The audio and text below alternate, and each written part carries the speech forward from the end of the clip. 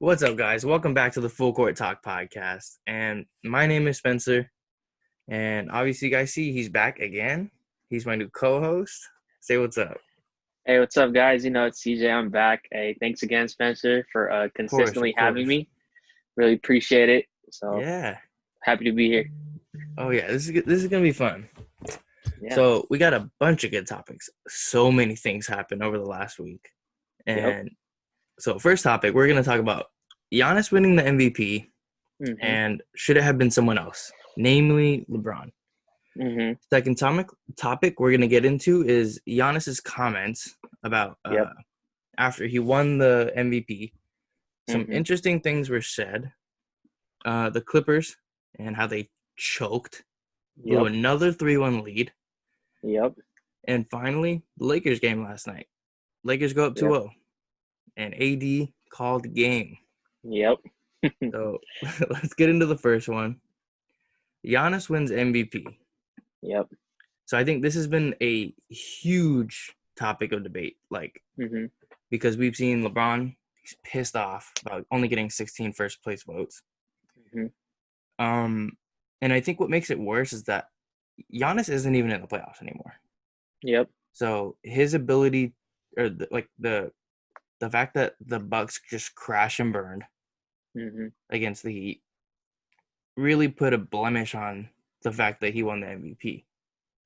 But I think something that needs to be said is that it's a regular season award, Mhm. and to give the award during the playoffs, I think that's a mistake, because Yeah. it gives the thought that it's not a regular season, because you see what happened to Giannis as the Mhm. playoffs went on. He got kind of exposed. That whole Bucks team got exposed, right? Yep. LeBron's been playing phenomenal throughout these Mhm. these uh playoffs and during the bubble. And also the bubble didn't count as the stats. It was just pre-COVID. So Yeah. there's a lot to be said about that. And I think a lot of people are using the narrative based voting when talking about LeBron Mhm. becoming the MVP. And Yeah. I don't think that should have, you can't really take that into account somewhat, but it's really just based on your opinion. Mhm. But who do you think should have won? You know, to be honest, as everybody all knows, I'm a Lakers fan, but I do believe that Giannis is deserving of the MVP award, mainly because that award is a regular season award. And so, as you can see, the Bucks are obviously the best team in the NBA. You see what they did and how they ran through the regular season, and I would honestly say that although LeBron is when he's gone from the Lakers and it's just AD, you can see how stagnant the offense is and how basically the team ends up looking weak without him. But if you take Giannis out, as we saw in the playoffs, and this is the playoffs, not even the regular season, you saw how capable the Bucks were of holding their own. So there's just two things that you want to consider when thinking about this award, and I mean it is the most valuable player, right? But where I do think that the NBA should be doing a better job of, like you said, they should be giving this award right when the regular season ends.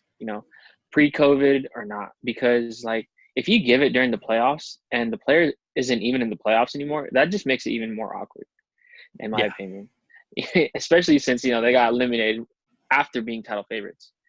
And so, for being in a regular season award, that's just the stem of most arguments when it comes to the MVP. They should be giving it right after the regular season. Um, I do think LeBron is more valuable to the team, to the Lakers, but then at the same time, he also has AD. And so I think a lot of what plays into the role of getting MVP is leading your team to the number one team in the NBA, not just the East, not just the West. So I do think that Giannis is very deserving. But moving forward, the NBA has to do it right after the regular season, or maybe game one of the first round for that winner.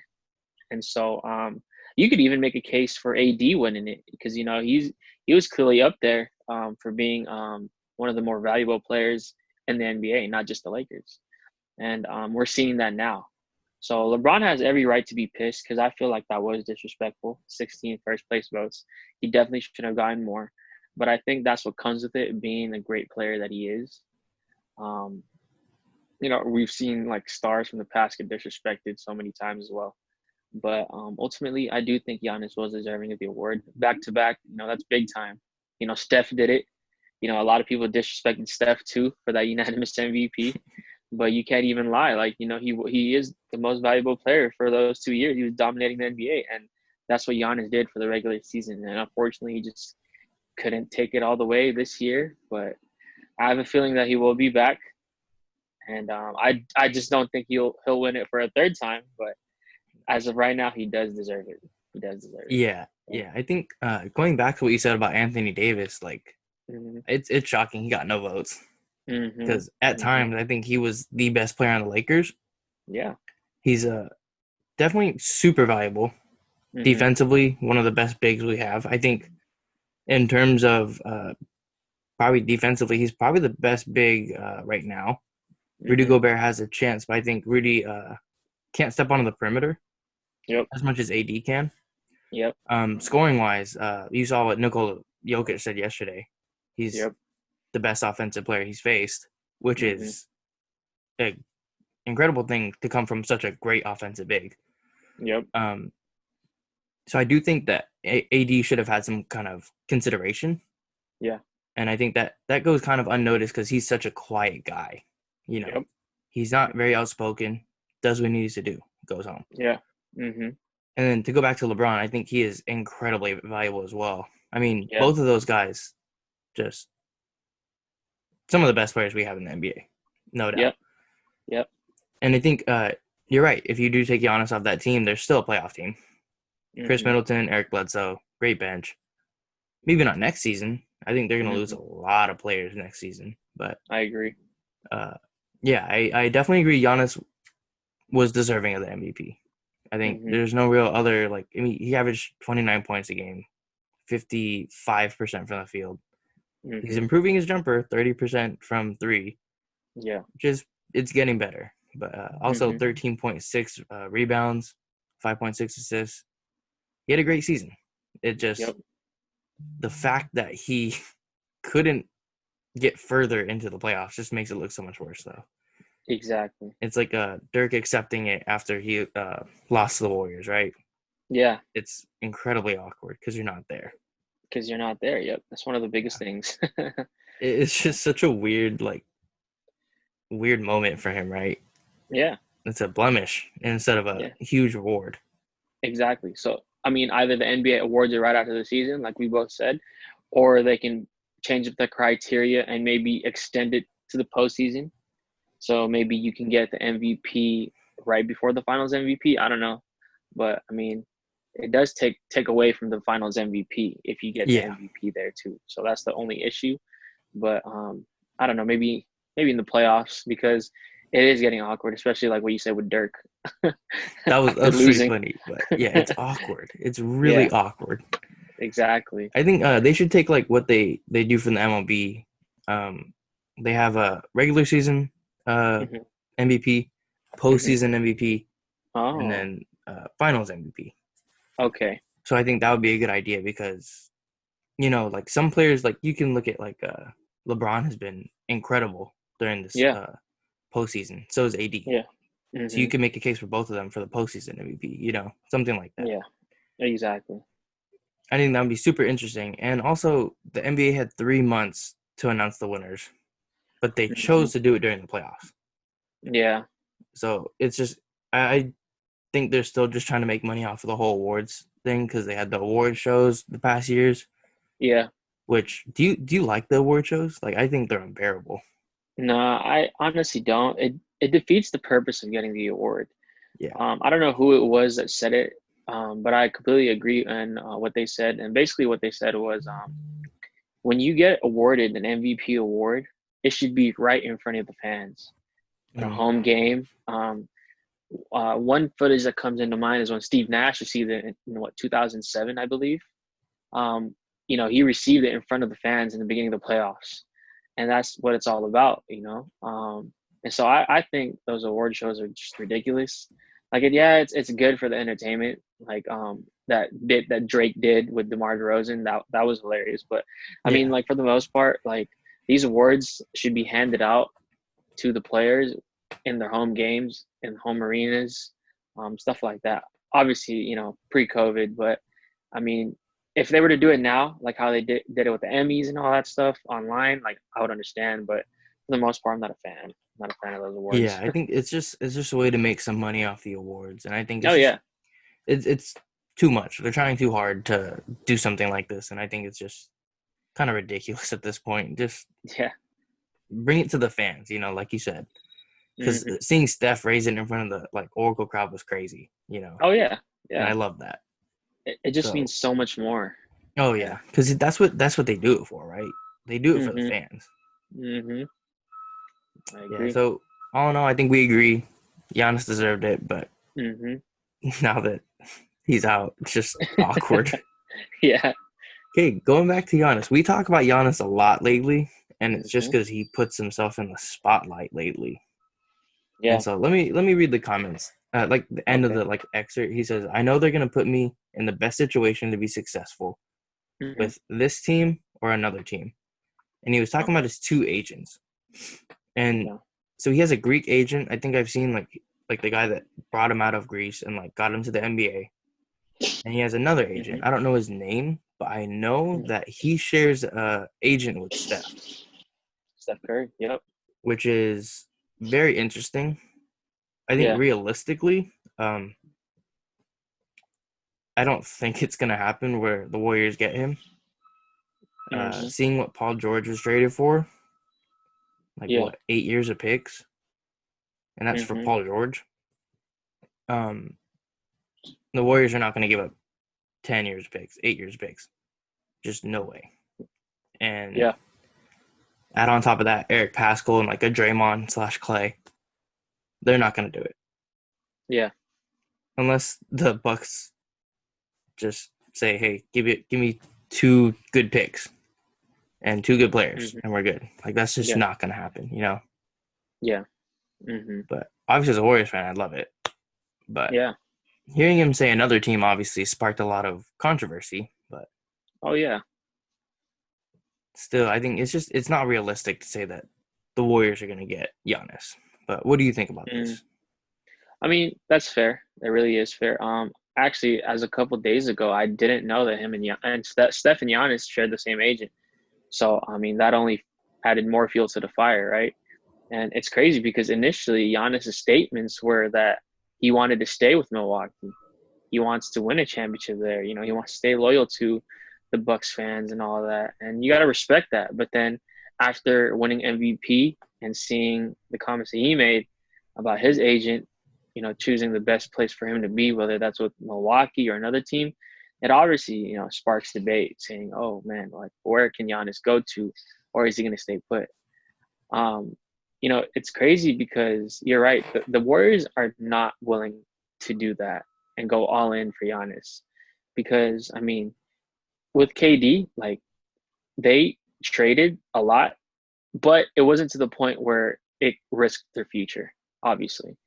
And so, I feel like moving forward, they learned a lesson from that because KD was only there for a certain number of years, and the same can go for Giannis. He could get there and then he could leave, and I don't think the Warriors want to risk that, Yeah, especially with the pieces they currently have. But I mean, it's crazy how agents work because you never know what you can get. I mean, we've seen a far worse trade happen in the benefit of another team. Like for example, the Lakers, what they traded to get Powell. I mean, that was just a highway robbery. yeah, You know what I mean? And so, like, obviously, times have changed. People are obviously smarter. They've learned from other mistakes that other teams have made. But for the most part, like, a lot of Warrior fans are saying that, hey, there's a good chance that Giannis gets there. And, we'll just have to see because you're right. I don't think the Warriors are willing to give up that much to get somebody for the meantime. And there's a lot of questions about his fit. Obviously, him and KD aren't the same player, and so I just don't see them. Even with the statements that he made, I know initially that I did say that the Warriors can get Giannis, which I mean they can, but I don't think they will Yeah. moving forward. Um, it all depends on what happens in draft night, in my opinion. I think who they get that will, start a chain reaction moving forward with what they want to do with the franchise. Because you'll get a general grasp of what they want to do once you see who they pick. Because, whoever they pick can be part of the system or might have to choose homes elsewhere. So, I mean, we'll just have to see. But yeah, no, I definitely agree. The Warriors aren't willing to give up that much. Yeah. Obviously, PG and him aren't the same players, but moving forward with Steph and Draymond like aging, like so is Clay. I think they want to be mindful of that as well and prepare for the future and see how they built up this team and how they've won, championships and all that. I think they obviously want to repeat that success down the line, and in order to do that, you got to keep your picks. You got Yeah. to keep your picks. So, yeah. And I think it would definitely take like the perfect storm for the Mhm. Warriors to get him. It would take Giannis requesting a trade. Mhm. It would take like we'd even need to keep Draymond and Clay because to make the whole system work, you need someone Yeah. like Draymond to throw lobs and because Mhm. you can't just rely on Steph to be a playmaker. Nope. It would take just everything clicking at the exact right moment, Yeah. and the Bucks maybe falling in love with one of the draft picks, which Mhm. doesn't seem likely in this draft. Yeah. And I think it's such a like you could compare James Harden, his Mhm. trade to the Rockets, like the Thunder got what Jeremy Lamb, Mhm. who wasn't nearly the same player. Yeah. James Harden goes on to become a superstar, but Mhm. it's just such a different like. There's never been a talent like this on the trade market, right? Yeah. Yeah. Like an MVP caliber player. It's Mhm. never happened. And I Yeah. don't even think he's on the trade market unless he says like I don't want to be here. Give Yeah. me or get me to the Bay. There's just Mhm. no way it happens. Yeah. And I think a lot of a lot of fans think it's gonna happen, but I don't see it Yeah. happening, in my Yeah. opinion. I think it's just so difficult to pull off a trade like this Oh yeah. unless the perfect storm happens. Yeah. No, I agree. I mean, but hey, the scary part about it is this is exactly how the KD rumor started. You know, it's just like wow. There's no way the Warriors could afford him. There's no way they can get him, and then boom, out of nowhere, Bleacher Report posted a graphic of all five, the Hamptons five. Oh But god.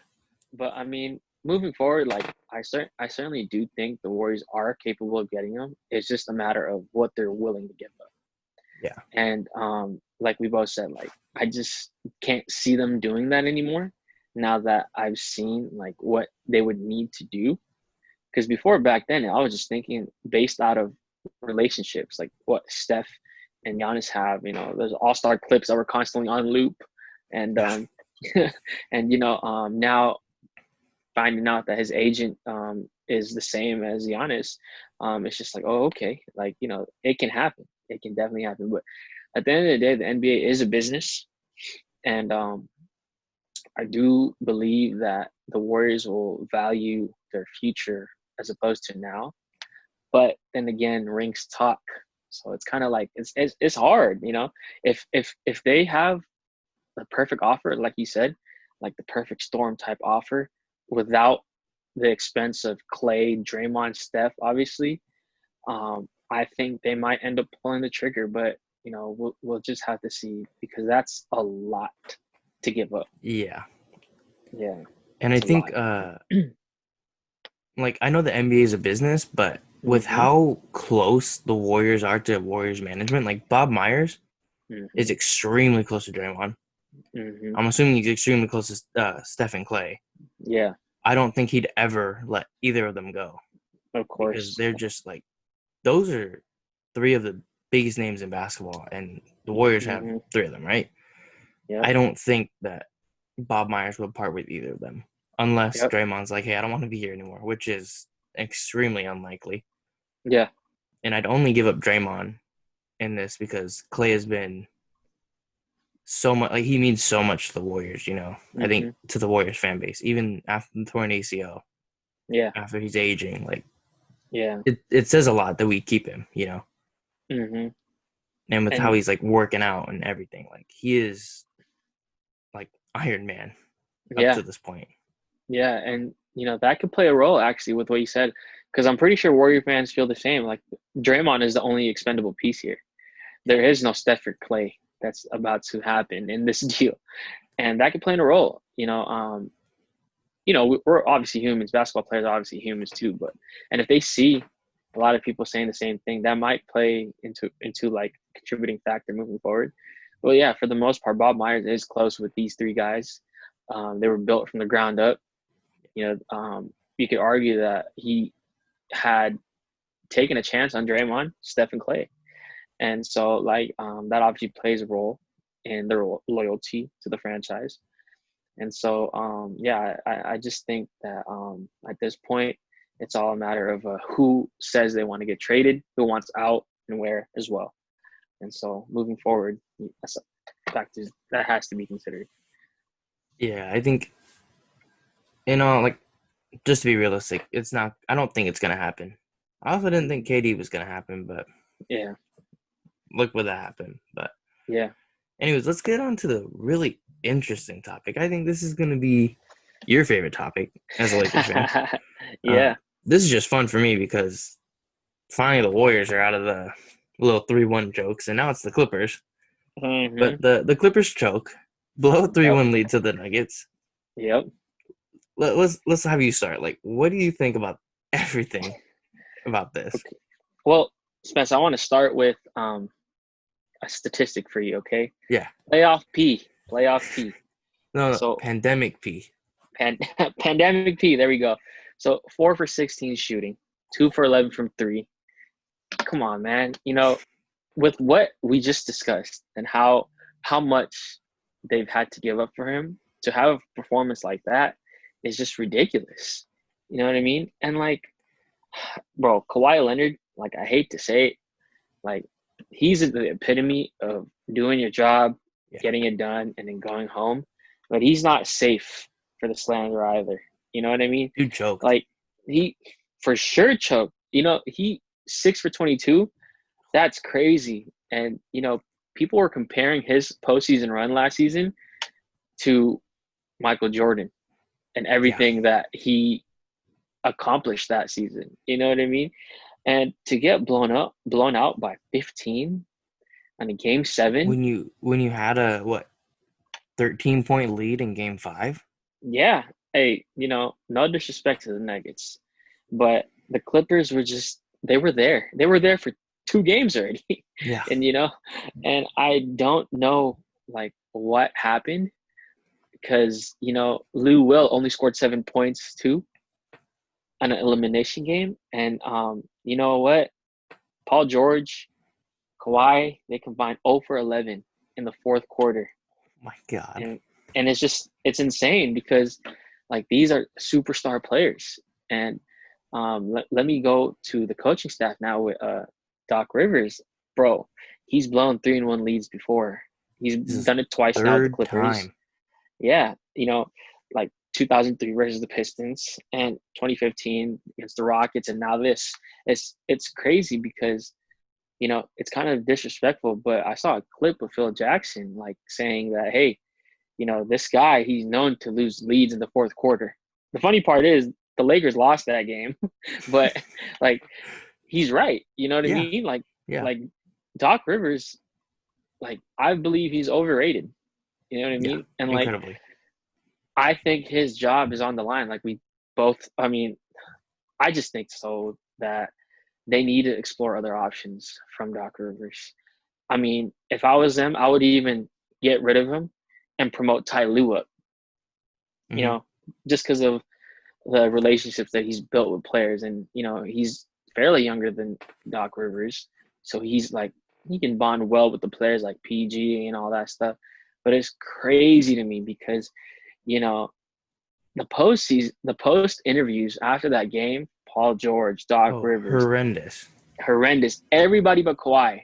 who took full responsibility, in my opinion. They all said, "Oh, like chemistry was an issue," and even Paul George went as far as saying, you know, this is the first time that we were title favorite teams, and I don't think that it was a championship or bust season. But man, as soon as those two were signed, you had Lou Will and Patrick Beverly going crazy on social media saying all these things, and then you know Pat Bev quoting a tweet from Jared Dudley saying that, hey, we don't want to hear none of that when talking about things that they had to consider for the restart. And then now that you lose, you backtrack and say all these things. Like it's just sad. I feel bad for everybody except Kawhi. Like Kawhi, I mean, Kawhi is the only one that say, hey, you know what? I didn't play well. Like Mm-hmm. we'll just move forward. And he didn't make no excuses other than the fact that they need to have better IQ. And I think that's his way of getting mad, but doing it in a respectful manner. You know what I mean?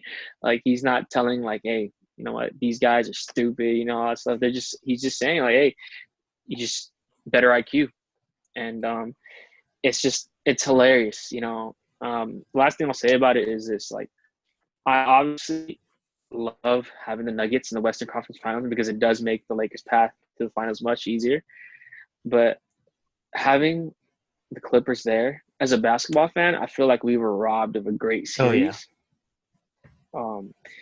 This is like one of the first times that I felt that way since 2009 with Cavs and the Lakers. And so I do believe that, I mean, to this day, I think we're the better team. But in the Western Conference Finals, if the Clippers would have made it, it would have been one for the ages, obviously. But hey, I guess we'll never know, right? Like Kanye said, we'll never know because these guys can't handle business. So yeah, and to go back to Doc Rivers, he's lost 8 game 7s, yeah, which is ridiculous. He has the most yeah. in, I think, NBA history. Mm-hmm. And like, I think did you hear about Montrezl Harrell and Paul George fighting on the court? Yeah. And I guess the reason was that I guess Paul George just threw a pass that was just uncatchable at that point. Yeah. And Paul George blamed Montrez. Mm-hmm. And Montrez just basically said like, "Oh, you never take any blame." Yeah. And I think Paul George really shows that when you look at his post-game interview. He's like, "Oh, it was a throwaway year." And it's like, it's not. Yeah. This was your year. It definitely Just was. rise to the top. No Yeah. Warriors. Mm-hmm. Lakers are still dealing with chemistry issues just as much as the Clippers. Exactly. All the Clippers had to do was integrate Kawhi and Paul George. Yeah. The Lakers had an almost entirely new roster Mm-hmm. to work with. And you're going to say, oh, chemistry issues. It's not a chemistry issue. It's Definitely because you not. guys just didn't get enough time. Load management showed why it's not a good thing. Yeah. And I don't know if it's a real thing for load management. Like, I get, like, sitting out every other game or, like, every once in a while. Mm-hmm. But Kawhi does it pretty frequently. Oh, yeah. Yeah. And, like, I think that really does show that the Clippers have so many problems. Yeah. And I think we've seen the memes. Like, they don't have a pick until 2027. Yeah. I was just about to bring that up, too. Yep. They're not getting younger. Lou Will is already on the trade block. Montrezl Yeah. Harrell's already thinking about leaving. He already followed the Raptors, if that means anything. But Yeah. he doesn't want to be there. He's a free agent. Yeah. Marcus Morris, just a dirty player. We've seen that in the last one against Luka. Yeah. And you really see that Kawhi and Paul George never clicked. Nope. They take turns going off in separate games, which is something you can't have. Definitely. AD and LeBron gel together. They play well together. Yeah. KD and the Warriors, sometimes 4 of them will go off. Yeah. Paul George and Kawhi just never seem to have that chemistry. Yeah. They don't play off each other. They don't have fun out there, it seems like. Yeah. Paul George is in his head a lot, just like in his own mind, just kind of like overthinking everything, Mm-hmm. And like this begs the question: where does this leave the Clippers? It Man, leaves them as the laughing stock of the NBA once again. yeah, no, exactly. First of all, like I want to say, like I don't know what Paul George is going through mentally, but seeing what he said about like the bubble taking a toll on you and all that stuff, okay, that's valid. But even before this whole COVID situation, he has not shown up in the postseason after his Indiana Pacers run. Mm-hmm. He's fallen off. I mean, that could be because of the injury or whatever, but in order to be as valued as you are and getting that consideration from everybody and never taking the responsibility for anything, like you have to step up. Like I think his best game came from a blowout game when they were already blowing up Yeah. the map. And like it's crazy to me because like you said, like Kawhi and PG never had like a chemistry going. Like one doesn't talk, we all know that. And it's just like PG was just out there trying to do his thing, but wasn't supporting it at all. And but if there was an award for best regular season team, I feel like they would get it because they were dominating the regular season too. The Lakers are the best team in the West, obviously, but the Clippers, when they were clicking, they were dominant. Yeah. And we've seen flashes of that in the playoffs. But it's just in order to blow a 3-1 lead, like that's just downright ridiculous, especially with the talent they had compared to Denver. And Mm-hmm. like, no disrespect to Jokic and Murray, but that's two players against a whole team that was more than capable of sweeping them. You know what I mean? They had enough defenders to shut down Murray. They had probably, the big situation probably is where there was a mismatch. But regardless, like the Clippers is now the laughing stock of the NBA. Like you said, like they will not be taken any seriously, no matter what they do moving forward. But if I was them, I would consider, if it's possible, because I don't know about the cap and all that situation, I would consider getting rid of PG because, like, I don't know if you saw what Stephen A. Smith said about comparing him to Dwight Howard. Um, they're obviously two different players, but their careers took a turn after leaving a situation where they were Where they most had it all. comfortable. Exactly. You know what I mean? And we're not comparing accolades. We're not comparing Mm-hmm. the types of players that they have. It's just, Dwight leaving Orlando, which was the best situation for him. Like the team was obviously built around him. When he got to LA, had flashes, but was not the same player. And then he's had like stops in Atlanta, Charlotte, all that. And then now with PG after leaving Indiana, OKC, he was obviously better than he was with the Clippers, if I had to say. But I think Stephen A was right. Like at this point, I feel like if PG doesn't step up, he's going to be a shadow of his former self. And for Warrior fans and for Laker fans alike, that's a sight to see. But I'm just glad that there is no question about who runs LA Oh because right yeah. now, the Clippers, if I feel like if they're gonna have success, they should retain their whole team, but possibly explore trading PG if they can, and moving on from Doc Rivers because he has not delivered since being there. And this was out of all his years with the Clippers and the teams that he's had, this is probably the worst choke job that he's had so far, Yeah. considering the talent that he has on the team. But you're right. I think the roster will be shaken up, though. It's impossible to retain them after what they've experienced in this season's playoffs. I feel like Trez might be the first one out. Yeah. Lou will. I mean, we'll just have to see. But I'm just at the end of the day, I'm just glad that the dirtier Morris twin is out. Pat Bev, who talks so much, is out. Man, I can't stand those guys. But the only thing is like, if we were to have faced them in the Western Conference Finals, beating them would have been much more satisfying. But I don't Yeah. know if I could handle the extra stress and anxiety right now. But yeah, honestly though, yeah, the Clippers definitely are a joke.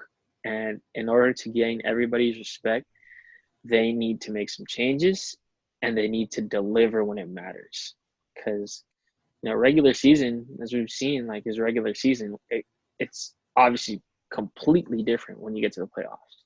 hmm And I So think yeah, like that Clippers team was so good last year. yeah, They took the Warriors to 6 games, yeah, and that was amazing as it was mm, because the Warriors were they're one of the best teams in NBA history, and to exactly. take them 6 games and challenge Yeah, them the way they did was amazing. So mm, I think that's where everyone thought like, wow, this Clippers team with Kawhi and Paul George, they could that could put them over the edge and should have. mm-hmm, But at the end of the day, like Kawhi and PG are on 1 year deals yep, right now. They're expiring next season. mm-hmm. Kawhi's gonna leave. I think I so don't think too. he's gonna stay. He hates this team, it seems like. Yeah, Paul George, if he doesn't get traded, he's gonna leave because he doesn't deserve to play in LA anymore at this point. yeah, And I would be shocked if he has another decent season.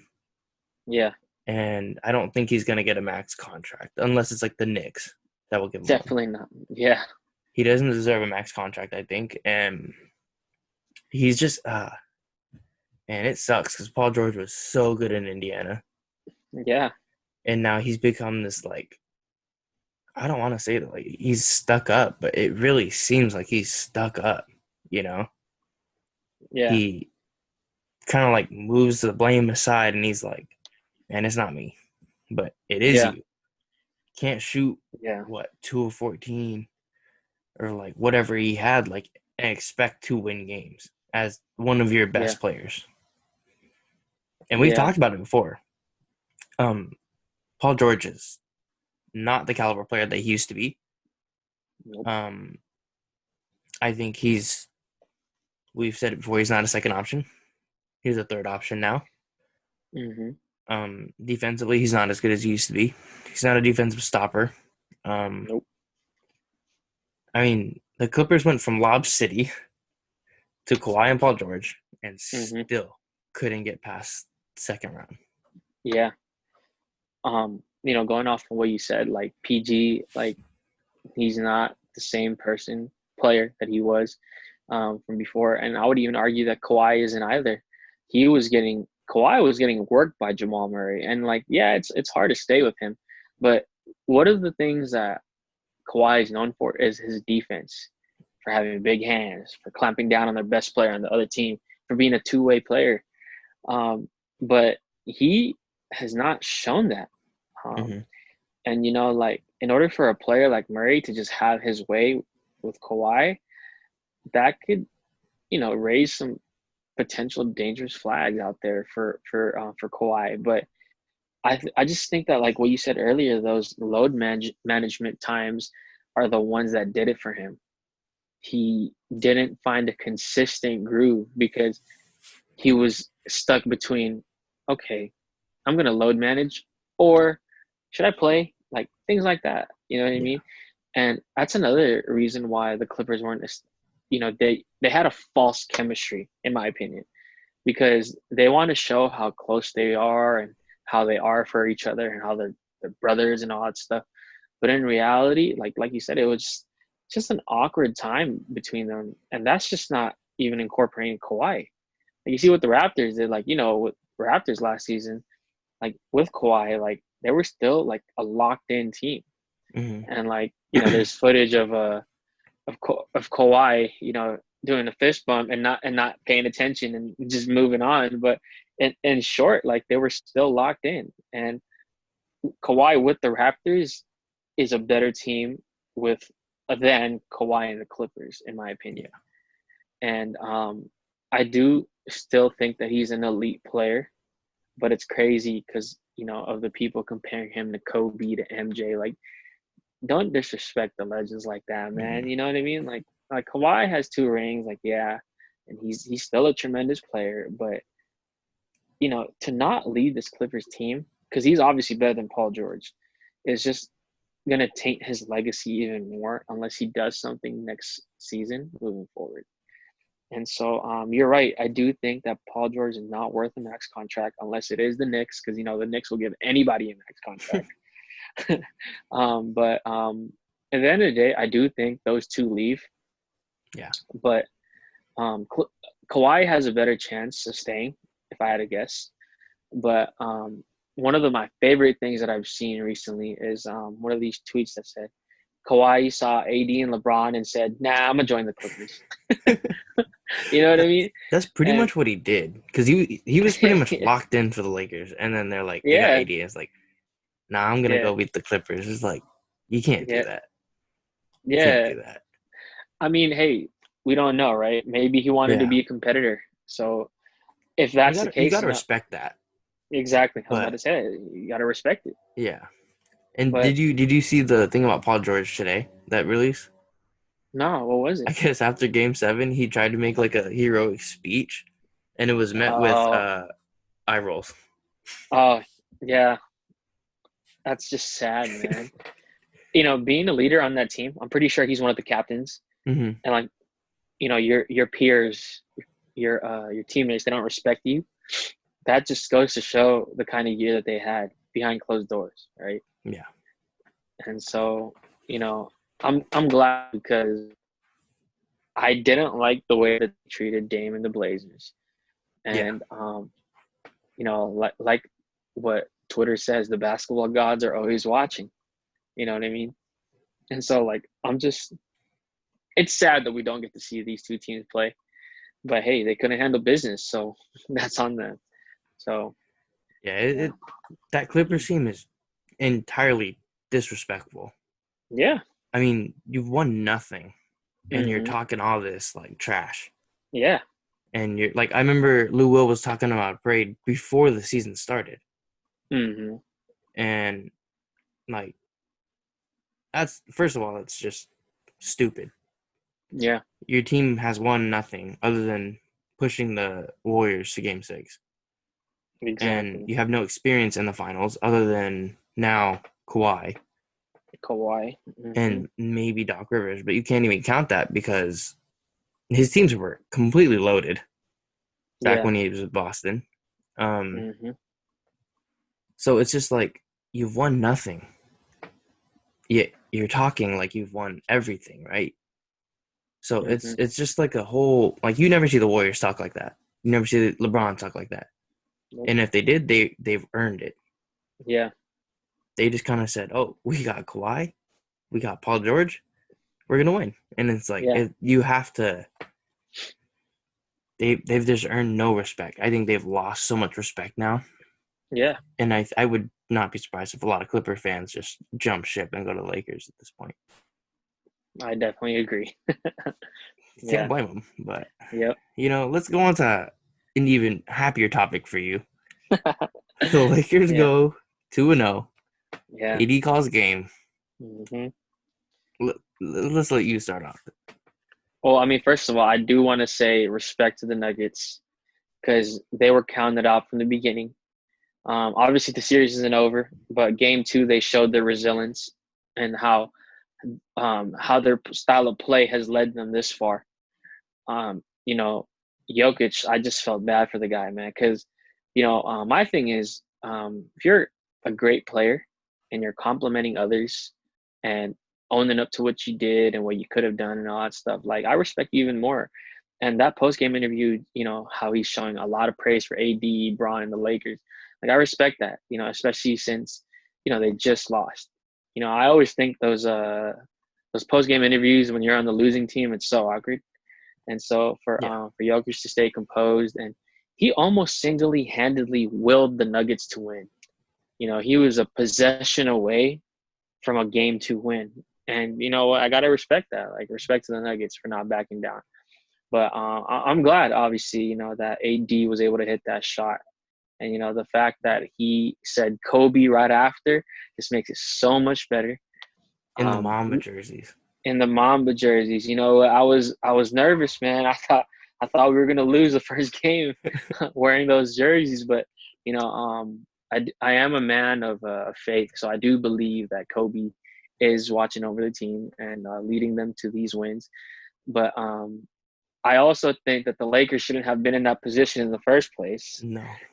They had a huge lead, and I don't know what happened. Well, actually, I do know what happened, but they just gave it up. You know what I mean? And the Nuggets, as we've seen, they're a tremendous team. You can't mess around. If you're gonna go for the kill, you got to go and follow through. Because if you are stagnant and you choose to be nonchalant and not be locked in, the Nuggets will make you pay. And as a lot of analysts have been saying, like AD saved LeBron from a slander until Game 3, because after that tremendous start that he had in the first half, he completely disappeared. I Yeah. don't know where he went, and I mean that's uncharacteristic for LeBron in the playoff. He completely disappeared. He was nowhere to be found on the offensive side. Like he was doing his thing, passing and all that, but he wasn't being aggressive. His shots weren't falling, and the burden had to fall on AD. And you know what? I'm so glad that he carried us, because Kuzma, Danny Green. Oh my God, bro! Like watching these guys play, like Danny Green had one highlight block, and he had a bank three, and he had a clutch three. So I'll give him that. But other than that, like this guy, man, like we almost lost because of those two alone. Like Kuzma couldn't catch the ball. He was taking a personal matchup against MPJ. Like for what? Like these two factors could have led to the downfall of the Lakers. Yeah. But having AD, yeah, definitely helps. And so I'm glad. I'm really glad for this Game 2 win. But I do expect the Nuggets to respond, and I do expect Jokic and Murray to not back down. So Game 3 will be the turning point, obviously, and I'm not surprised if the Nuggets steal this one. I'm really not. Yeah. So Yeah, I definitely agree, but I'm sure you saw this. Mason Plumlee and Jeremy Grant oh man, thank you, totally Mason Plumlee. like so Mason Plumlee thinks, "Oh, let's double LeBron" when Jeremy Yeah. Grant's there. And I guess Jeremy Grant called him over. He was like, "Help me, help me, help me" before the play. Mm, AD comes running, yeah. and Mason Plumlee just, I don't know, sticks to LeBron. Sticks to They think LeBron. AD Yeah. isn't gonna make a open three, a warm up three. Yeah. Yeah. That was terrible. And if That I was was if I terrible. was Mike Malone, oh, I'd Yeah. be pissed. Those are two of your better players Yeah. totally miscommunicating, Mhm. thinking LeBron's gonna get some kind of shot off, Mhm. which I guess that's fair. But Yeah. why would you use the player that's guarding AD to double? That makes no sense at Exactly. all. Yep. But like you said, like this is the game for the Nuggets to steal. Mhm. The Nuggets are a really good team. They're super resilient. Mhm. Jokic was single-handedly willing them back. Yep. And then to go off of that, like the Lakers are peaking at the right time. Yeah. Each one of their bench players, well, not each one. LeBron's looking. He's at times looking unguardable. AD's filling into his like he's dominant on both ends. So Yeah. he's finally becoming an even better player. Yeah. Caruso has been amazing for them on both Mhm. sides. Yeah. And playoff Rondo is like he's showing he's a real thing, Yeah. and he is coming up big on Mhm. every end. Mhm. And it was like it's pretty interesting because like the Lakers were kind of showing that they were kind of like showing they're exposing their weaknesses, and now they're refining those points and Yeah. just getting so much better. Yeah. And that like makes me think they could beat the Heat. And Yeah. like I don't want to switch up, Yeah. Yeah. Yeah. but Of the course. Lakers look scary. They look dangerous at this point. They are a great team right now. Yeah. And I just want to go off on what you said on that final play. That if Jeremy Grant if Jeremy Grant did call Plumlee, then I would shift the blame on him. But we I mean, obviously we couldn't hear what they said, but that game winner is on Plumlee. Yeah. Like, you got to give credit to Jokic for recovering. Even, he was guarding the inbound, but he was able to recover just in time to get a hand up, right? But that wasn't on him. That shot was not on him. It was on Plumlee. They brought Plumlee in because he's tall, he's mobile, he could stick to a big. Because, I mean, there's only two options that you can think of, AD and Bron.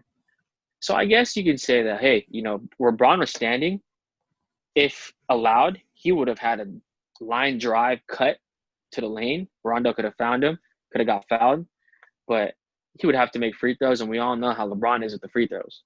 So there's that. So if you see a 7-footer curling in, coming off a screen, you would be not like smart to stick with him. You know what I mean? Like, that screen wasn't even there. That's why a lot of people are saying it's an imaginary screen. LeBron literally just stood there. And then Plumlee could have easily gone around it. There was enough room. If he would have stuck with AD, put his hands up, shot would have been – AD could have still made it, but shot would have been much more harder, especially with Jokic there too, who recovered. So that's just a defensive breakdown mentally for the Nuggets, and I'm pretty sure they're going to go over film, and Plumlee is going to get called out, But I know they're going to do that internally, unless MPJ has something to say about it.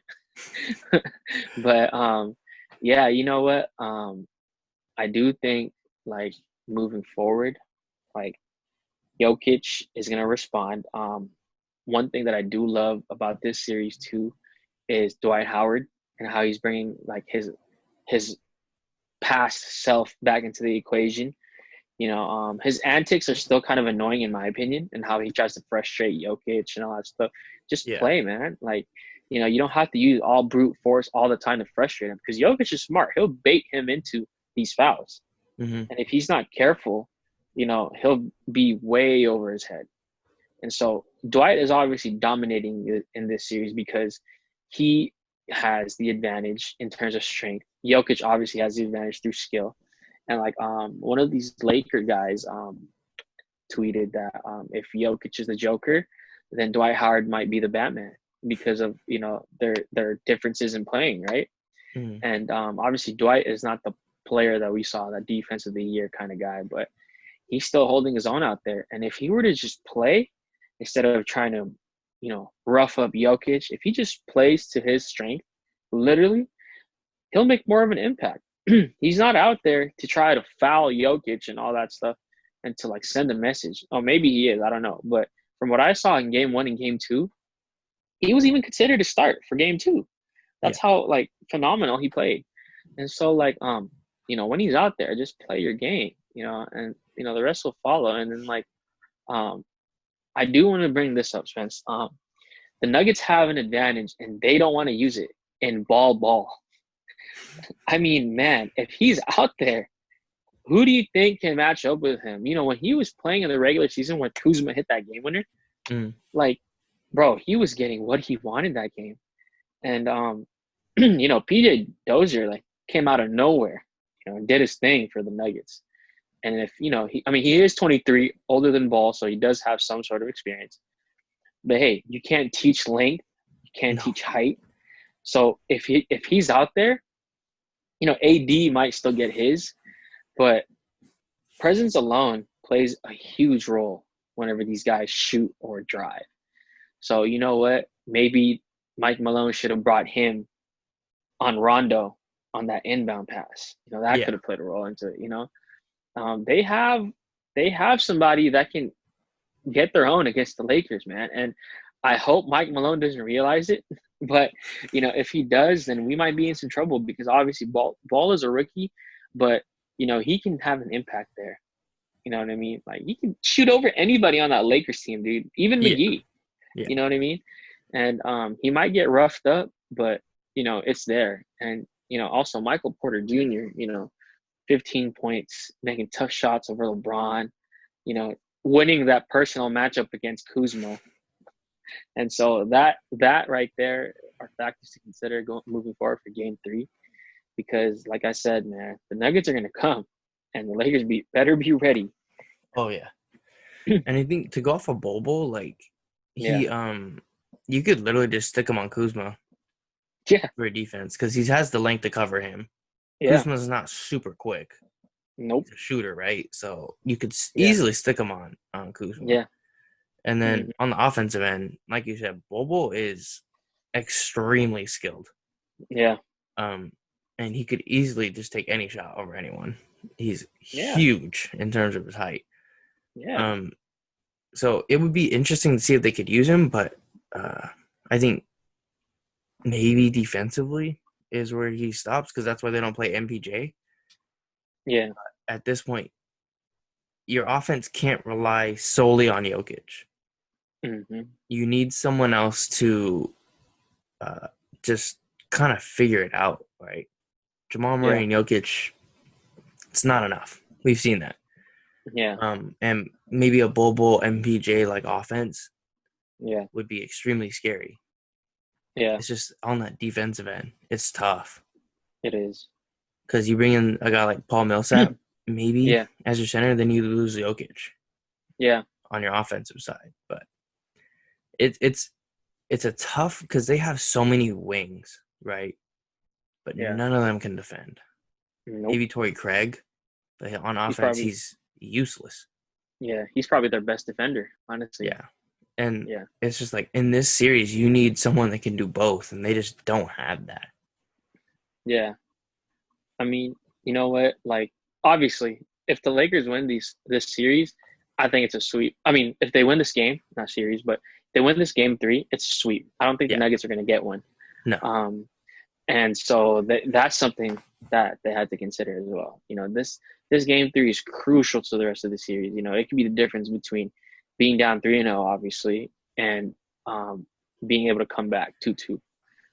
So yeah, you're right. Their defensive like scheme is not there at the moment, and like Mike Malone is a great coach, so he might be able to figure it out. But you know what? Unfortunately, Jokic will get exposed regardless. You need him Yeah. out there, but Yeah. defensively, like he will get exposed, and so that's one of the like tough decisions that he has to make. But yeah, no, you're right. Like Ball, he could definitely stick on Kuzma. He doesn't have the skill set or the IQ to Yeah. go past Ball and make the right decision. You know what? I do think that that would be a good defensive assignment for him. And plus, on the offensive side, like he can stretch the floor out. You know, he can make that three. So it's gonna force Kuzma to get out there or whoever's guarding him. You know what I mean? But the Nuggets, like I definitely think they're more than capable of tying the series up. I just don't think that they're capable of winning Yeah. because Yeah. the Lakers are a way different team from what they've faced in terms of skill and chemistry. You know, so I do think that this is their best bet of getting one game, of stealing that game, other than that game two, what should have been theirs. This is the next best thing. And if they don't, it's over. They should just pack. Yeah. Yeah. And like looking over at the other side, I think if I'm the Lakers, I don't want to play the Celtics. Yeah. The Celtics have some dogs. Yeah. Jason Tatum's gonna get his own. Jaylen Yeah. Brown he was phenomenal last game. Yeah. Kemba Yep. Walker looks like he's finally getting a little more comfortable. Yeah. And with Gordon Hayward coming back, it's gonna get tough. That's Yeah. a good Celtics team. Hmm. And the Heat, I think, great team, but they need that scorer. Yeah. Goran Dragic, as much as I really like Dragic, I think he's a great player. Yeah. He can't drop 25 a night. Nope. So, at least not anymore. yeah, Yeah. exactly. And so as good as this Heat team is, they're missing that go-to guy. Yeah. Jimmy Butler has been non-existent at times on the Hmm. offensive end. He comes up in the clutch, Yeah. but I think he's scoring like 15, 16 points a game, and they need a little more right now. I think they definitely need more. Yeah. Well, on that, I would have to say that I think Boston might be the favorable matchup for the Lakers, in my opinion, because like Miami, like they almost came back game two, man, and like that was Yeah, scary. yeah, That was scary.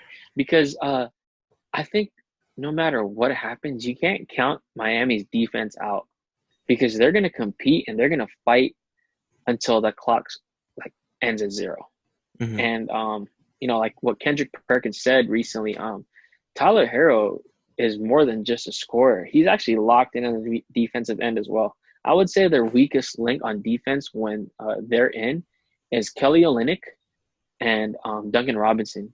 Yeah. Like don't get me wrong, Kelly Olynyk has gotten a couple blocks, but at the end of the day, like those two guys are not Jay Crowder, Butler, Bam, or Tyler Harrow because those guys when they're locked in, they can lock in. And I think that in terms of bigs, Ennis Kanter can definitely muscle down there with AD, but Miami has Bam Adebayo, who I think is the best big in the East over Embiid. Yeah. I would take them over Embiid for Yeah. sure. And so I think if the Heat and the Lakers were to see each other in the finals, which we did predict, I think I would actually have a right prediction now of them going into 6 games, maybe even Yeah. 7. Because, like I predicted this Celtics Miami series to go 7, but just seeing how Celtics play, like they had to rely obviously on Tatum and Jaylen Brown to get hot. But that first game, when they were playing iso ball, okay, Kemba would do his, and then Jason Tatum would do his, and Jaylen Brown, like they did not look like the Celtics who have been making a run in the postseason. Hmm. And so, like, as long as they don't go back to that, I think that they do have a chance of making it to 7 games with the Heat. But man, like when the Heat are just locked in defensively, they're scary, and I think they can do damage against the Lakers as well because that defense is obviously going to be like focused on 2 guys, AD and Bron. And if you're telling me that in order to beat the Heat, we have to rely on Kuzma, Danny Green, bro, give it to the Heat. You know what I mean? But Yeah. obviously AD and Bron are great players, so they will adjust. But I just think that Miami will be more difficult in terms of matchups and the defensive schemes. And so it's exciting, man, because like you said, your brother called this. He's almost right. Yeah. Like it's crazy because like I never thought the Heat would make it, which I was definitely wrong for. Yeah. This is a really good Heat team. I think either one's gonna give a good push to the Lakers, Mm-hmm. but I just think the Celtics have so much on the offensive end. In a Yeah. shootout, I think the Celtics have more Oh offensively, yeah. but Okay. Yep. defensively, I think you're right on the bigs. Yeah. But Daniel Tice he's pretty good. I think he's a good guy that can get you. He does what he needs to do, right? Yep.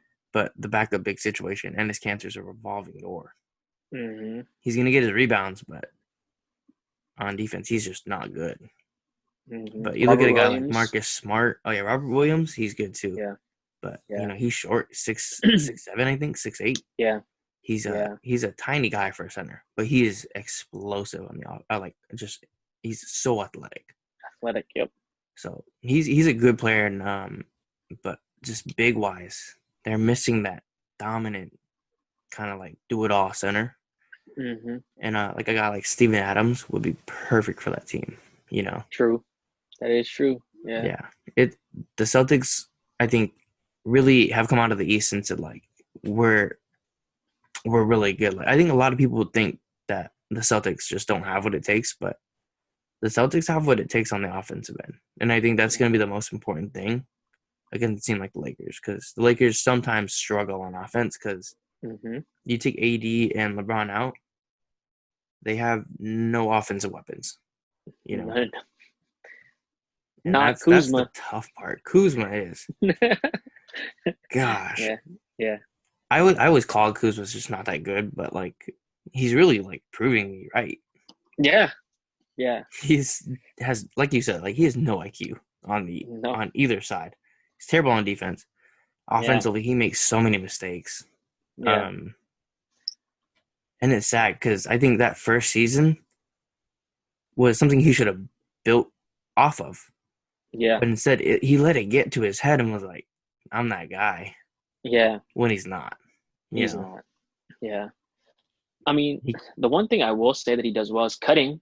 I'll give him that. He cuts really well. yeah, But yeah, for the most part, it's just not there for me, man.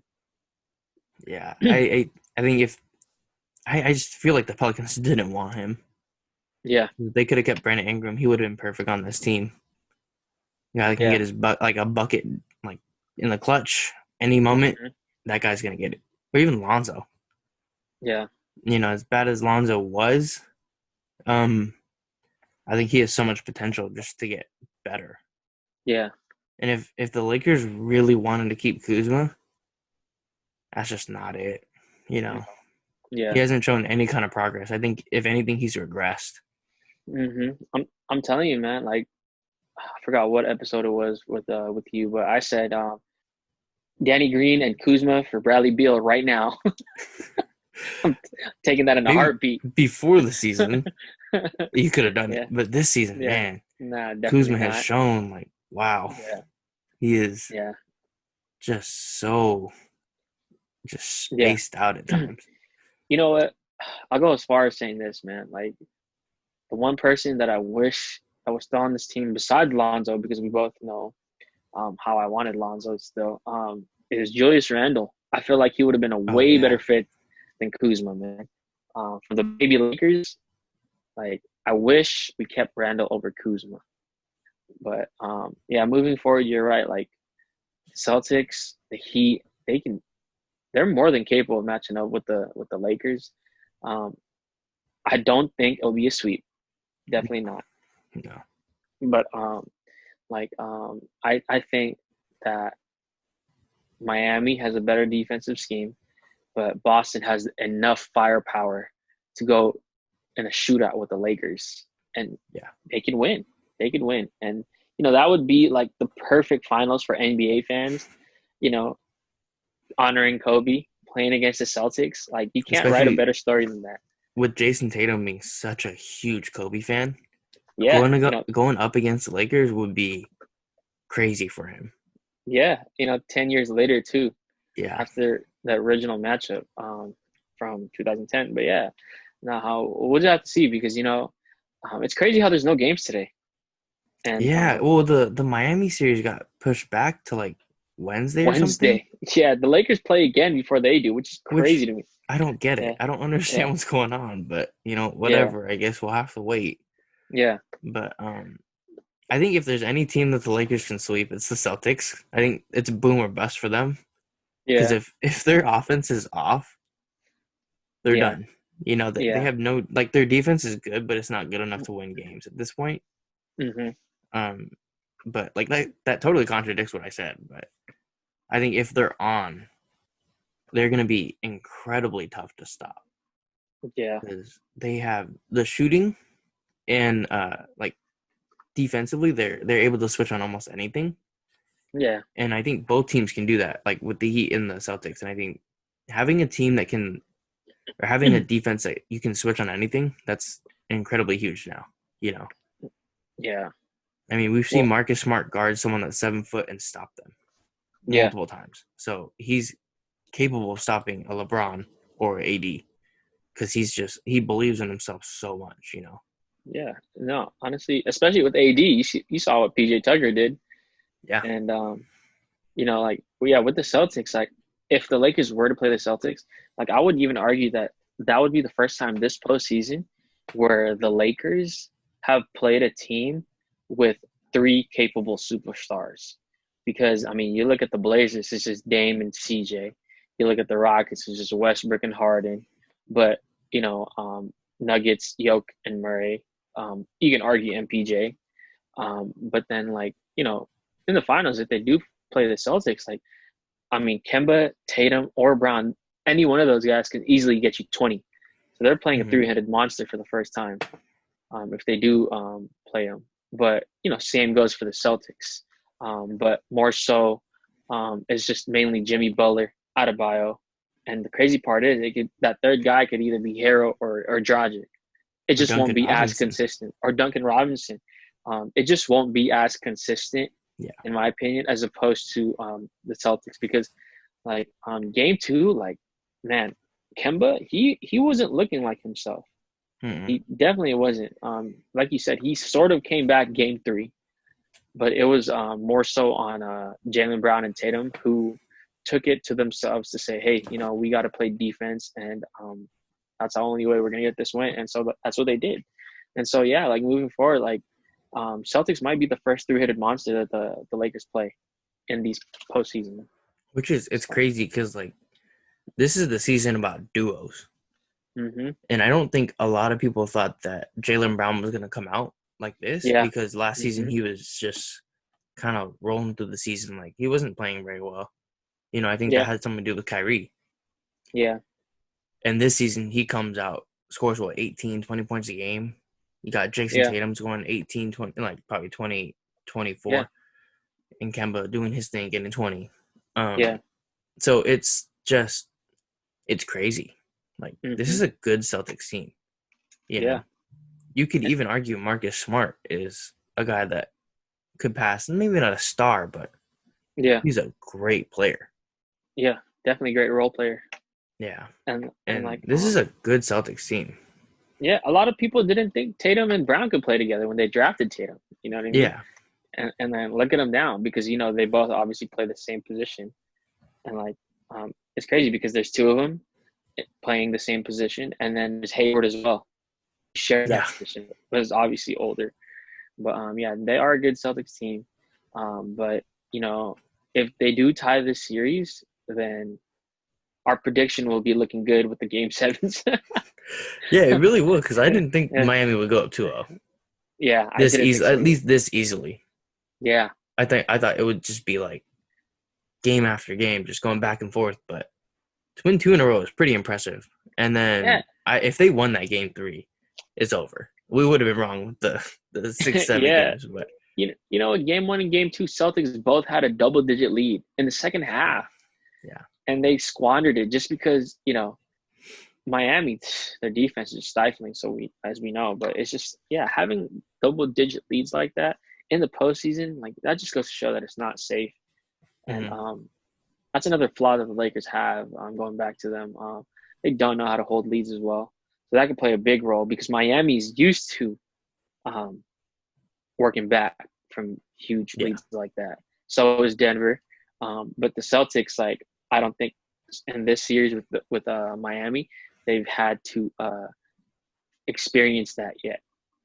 It's been close both games. Game three was close even to the last minute, but yeah, it's interesting to see, and it's just crazy how we don't have or we can't watch them until Wednesday. I don't know what the which NBA's makes doing. no sense. I don't know Yeah, why. Like maybe they're using this as a travel take. I don't know. yeah, I It's know, right? weird. But Yeah, like to touch back on like the double digit leads, like it's tough to keep a lead like that.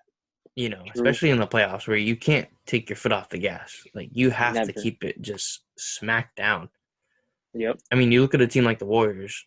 Warriors were always a team that kind of struggled in the first quarter and then they just come back in the third. Yep. It's just that's just how some teams play.